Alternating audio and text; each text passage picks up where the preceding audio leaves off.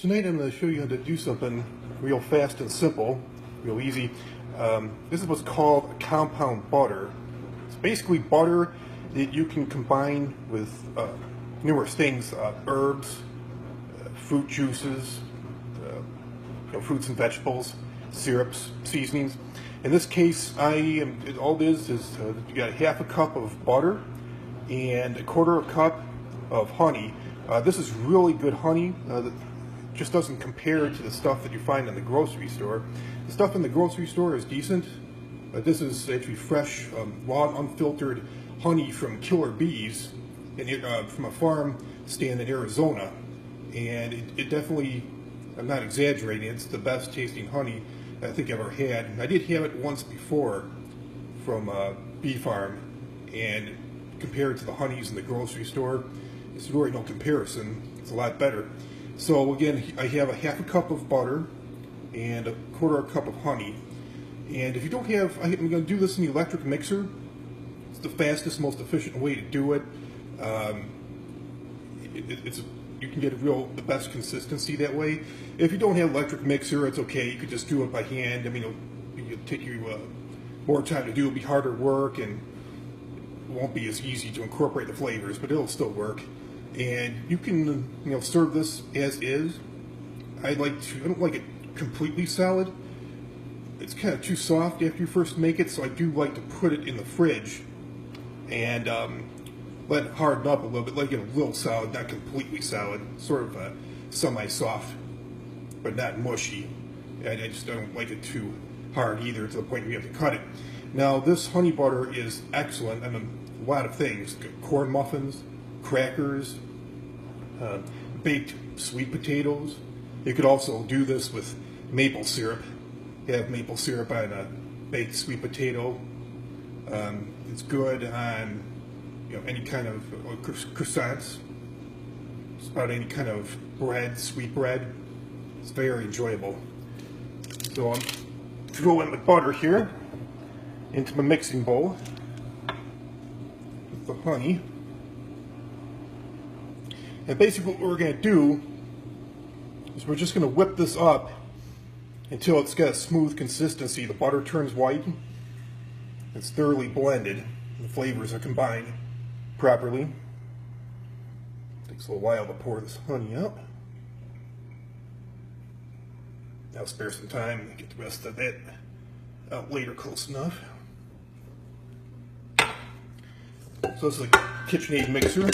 I'm going to attach my mixing bowl, make sure it's locked into place, and I've already got my paddle attachment that's locked into place, and make sure the bowl's locked right over here.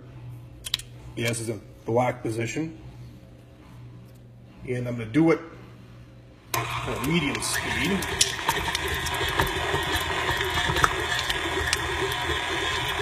Shouldn't take too long. You can stop periodically and scrape the bowl. Better way to incorporate the butter and honey together. Make sure you blend it evenly.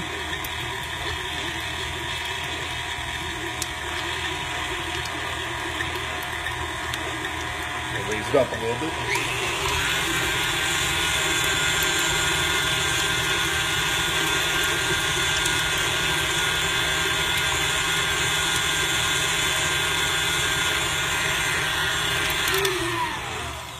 Got them unlock it, lift it up. Just gonna give it a little scrape here. And give it another minute of whipping time.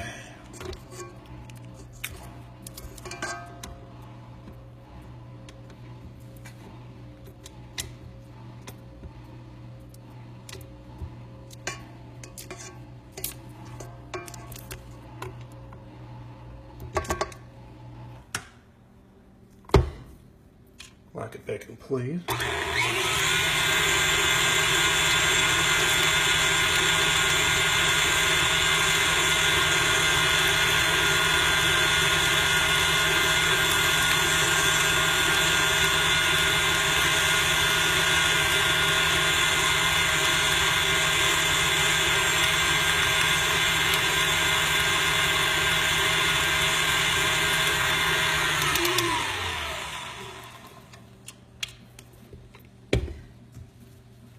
And that looks like a pretty good consistency right there.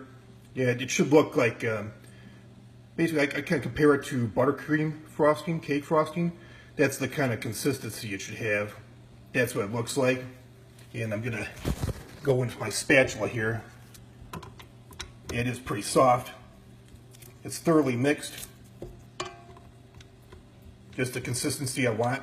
And what I'm gonna do is I'm gonna scrape this out, and then I'm just gonna put it into a serving bowl for later. Let it chill for me about half an hour, 45 minutes, and it'll be a good consistency to serve, at least the way I like it. Another thing you can do is if it is in the fridge for a long period of time, you could just pull it out, let it sit out on the countertop for half an hour, and it should be ready to go. So that's it on the honey butter. And this is very, all these compound butters are fairly easy. Anybody can do them, and the possibilities are endless with a number of varieties of different flavors you can do.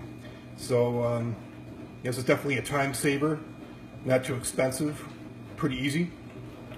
And in the near future, I'll try to incorporate more of these compound butter videos and recipes.